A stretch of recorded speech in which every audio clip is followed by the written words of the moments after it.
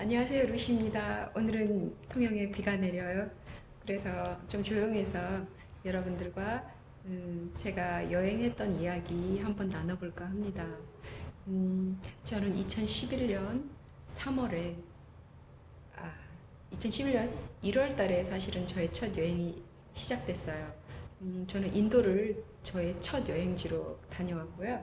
그때 인도에서 명상하는 그룹으로 같이 참여한 적이 있습니다. 보름 동안. 근데 거기서 저는 정말 충격을 먹었어요. 왜냐하면 사람들이 신발도 신지 않고 정말 집도 없고 길에서 자요.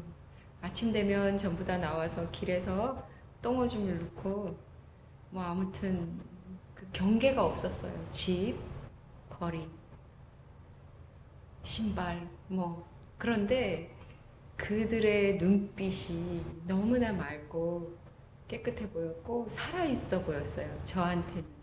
그래서 그때 저는 큰 큰 깨달음이라고 해야 되나요? 그냥 내가 가진 것을 그때 놓지 못하는 상태였기 때문에 정말 어떡하나 이것을 놓으면 큰일 나는 줄 알고 살고 있다가 인도 여행을 계기로 그들은 아무것도 갖고 있지 않음에도 불구하고 살아있는 눈빛을 하고 있는 모습을 보고 저는 과감하게 한국에 들어와서 가게를 정리하고 제 삶의 모든 것을 정리하는 계기가 됐습니다.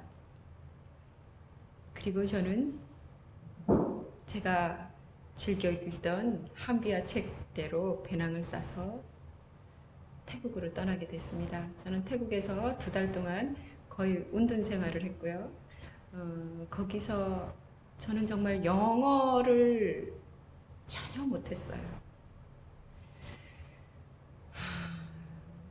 뭐 아는 영어도 물론 없었거니와 그리고 영어를 못한다라는 그 관념에 사로잡혀서 나는 영어를 모른다, 나는 영어를 못한다 라는 관념에 사로잡혀서 그 뭐 할 생각도 없었고 하려고 마음만 먹으면 입에서 떨어지지 않았고요. 그때만 해도 뭐 구글 번역기라든지 스마트폰이 없었어요.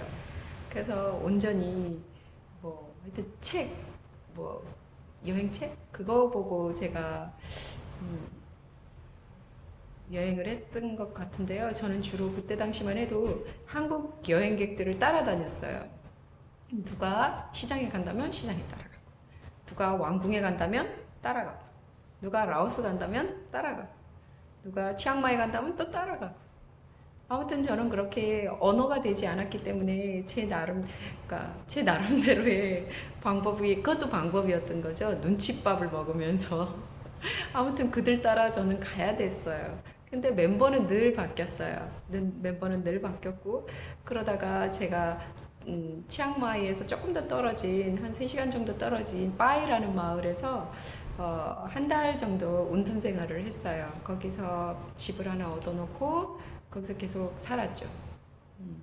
그런데 거기서 이제 다시 그러니까 태국으로 나올 때 차표를, 아니, 비행기 표를 끊어야 되는데, 아, 영어로 해야 되잖아요. 일단 버스를 타고 치앙마이로 나가야 되고, 그 다음에 치앙마이에서 방콕으로 가는 비행기표를 끊어야 되는 거였어요.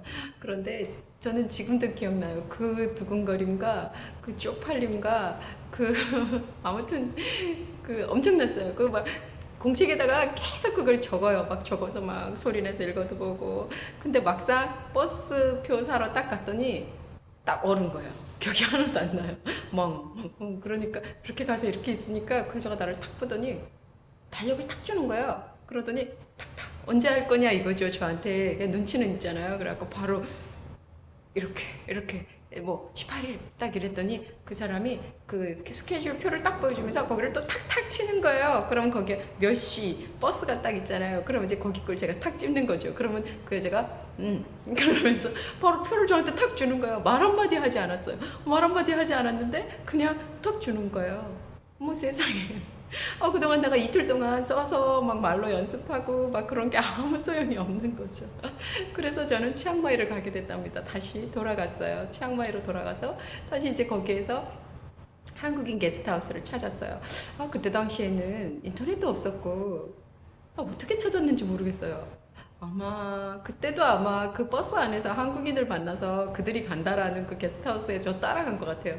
그 게스트하우스에 가면 한국인 게스트하우스에 가면 모든 정보가 다 있어요. 어쨌든 정보가 있어요. 그런데 그 치앙마이에 갔을 때 다 젊은 친구들만 있어갖고 그 친구들은 뭐 논다고 바빠서 저하고는 뭐 놀아주지도 않고 네, 혼자 온 사람도 없고 원체 프로급 또 여행자들이었기에 걔네 스케줄이 바빴어요. 그러니까 저는 그들에게 도움을 청하지 못했어요. 그래갖고 저는 거기 있다가 다시 태국으로 돌아가는 비행기표를 사야 되는데 뭐 어떻게 사야 될지 몰라가지고 또 그때도 또 적었죠. 막 적고 이걸 어떻게 해야 되냐 막 진짜 여행사 앞에를 몇 번이나 갔다가 돌아왔다 갔다 돌아왔다 너무 많이 한 거예요. 아, 지금 생각하면 진짜 너무 왜 그랬을까 싶은데 그때 당시에는 제가 되게 쪽팔린다고 생각했던 것 같아요. 왜냐하면 아니 근데 너무 웃긴 게 아니 태국에서 누가 나를 안다고 아니 쪽팔리면 어때? 아니 뭐 내가 몇 살인지 그들이 내가 한국에서 직업이 뭐였는지 그게 뭔 상관이에요. 그죠?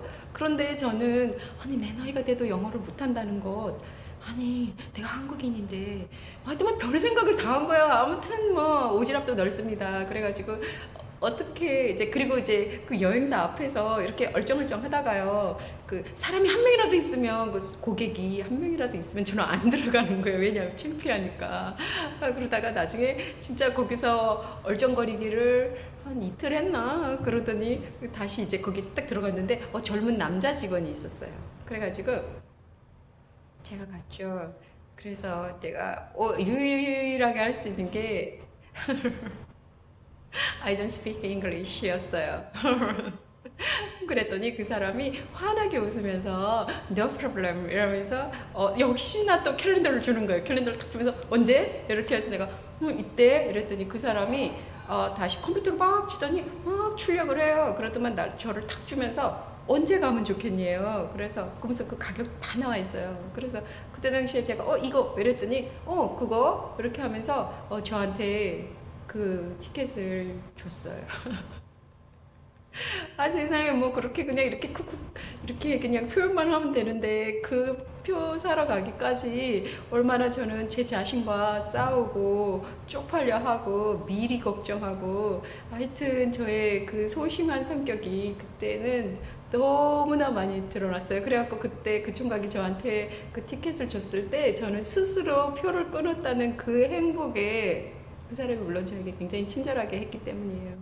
그래서 너무나 기뻐서 그날 제가 배낭여행객의 기본 자세를 읽고 저 스스로에게 고기를 사줬답니다. 야, 영희야, 너 됐어. 야, 드디어 해냈어. 너 스스로 표를 끊었어. 막 그때 막 그 기분은 막 진짜 뭐 사먹고 싶어 했어 한 것보다 좀 사먹고 싶어 했어 안 해봐서 모르는데 기분이 정말 날아갈 것 같았어요. 내 스스로 해냈구나. 야, 내가 그 쪽팔림을 무릅쓰고 진짜 했구나. 막 그런 것 때문에 그렇게 너무너무 기뻤답니다. 그래갖고 이제 제가 그 티켓을 사서 이제 공항에 갔어요. 그래갖고 비행기를 타고 이제 방콕에 공항에 내렸는데 어? 이게 공항이 우리가 공항이 왜 인천공항 있고 김포공항 있듯이 제가 분명히 한국에서 들어왔을 땐 수완나폼이었거든요. 저는 그것만 있는 줄 알았어요. 몰랐으니까. 그런데 제가 도착한 공항은 저 처음 보는 공항이었어요. 그래서 큰일 났다. 이제 거기서 또 큰일 난 거예요. 왜냐하면 그전에는 수완나폼에서 택시를 타고 그 카오산으로 갔기 때문에 그 길은 제가 익혀뒀는데 이제 어떡할 거예요? 그 생판 모르는 공항에서 다시 그 카오산을 가야 되는데 어떡해요? 아, 그때 진짜 아니 그 표 산 기쁨은 또 어디로 가고 또 다른 문제가 저한테 도착을 한 거예요. 그때 저 혼자 택시를 타야 됐죠. 그 공항이 되게 작더라고요. 그래서 아마 국내 공항이었던 것 같아요. 치앙마이에서 국내 공항으로 들어온 거죠. 그래서 저는 주위를 둘러보니까 한국인 한 명도 없어요.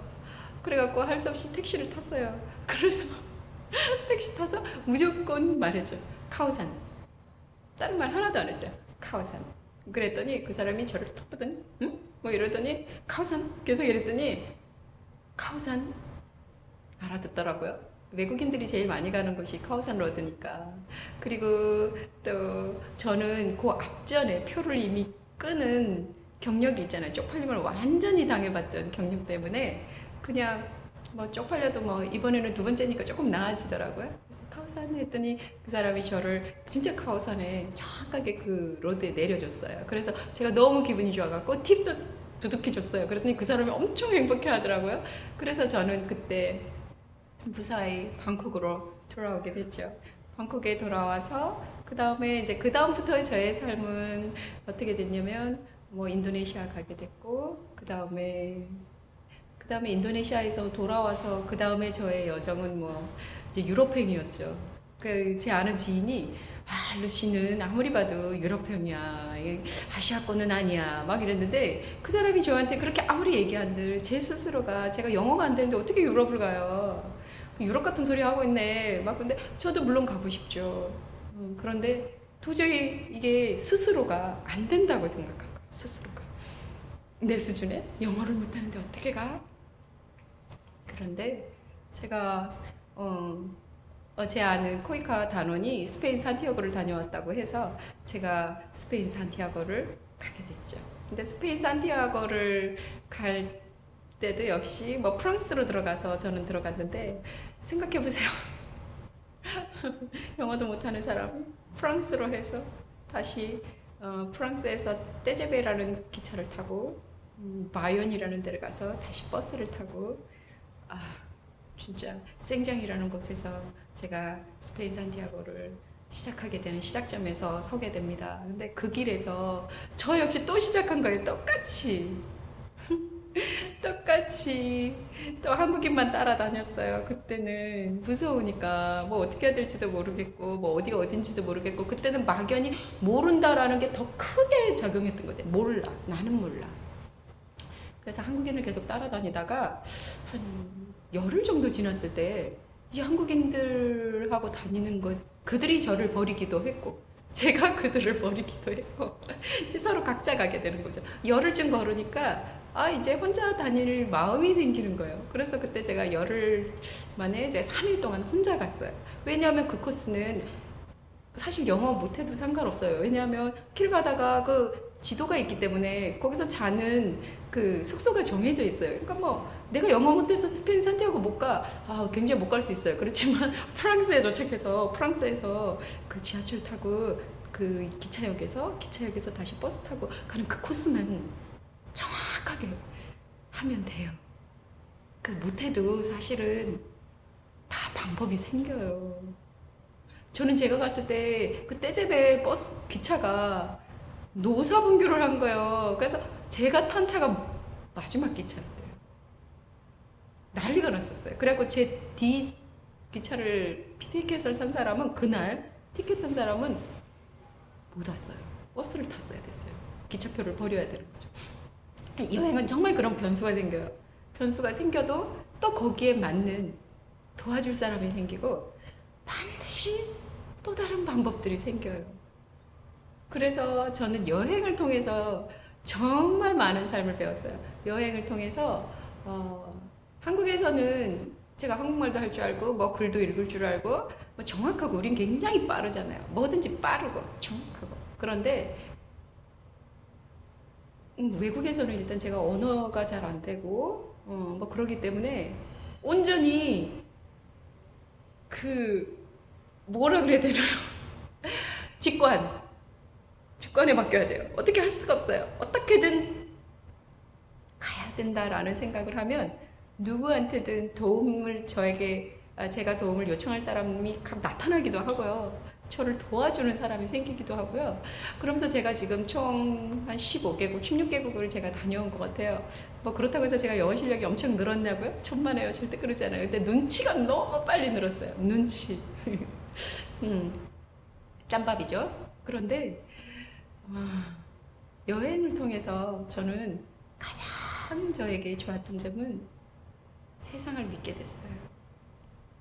사람들은 세상은 위험해, 이불 밖은 위험해, 세상은 위험해라고 하지만 정말 세상은 믿을만해요. 믿을만하고 세상에서 가장 아름다운 건 여행에서 가장 행복했던 추억은 결국은 사람이에요.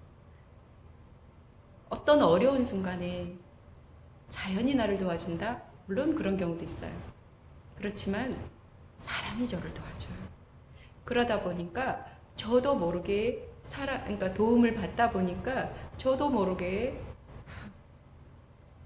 남을 돕게 되는 마음을